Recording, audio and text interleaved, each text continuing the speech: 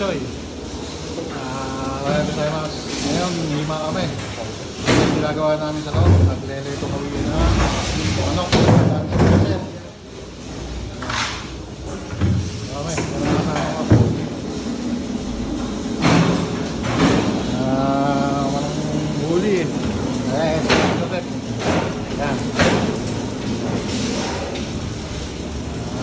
Lito muna. Matigas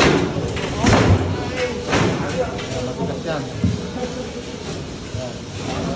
Gawin sa nito. Matigas, tapos papalambutin para mahiwa. Tapos iwalay-walay, natanggalan ng buto. Saka tinuhuli. Ayan, kasama ko, puro tayo. Diba, nagmamatawanan yung sabi, naglalasay ng manok. Ayan. Ito, kaibigan ko nga sa picture dito. Ayan. Mga tayo din yan. Mga naglalasay sila.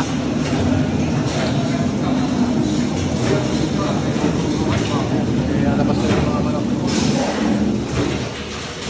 Okay. Trabaho muna ako, Kato. Nakita ko lang kung ano yung trabaho namin dito. Ito, yung rice cooker.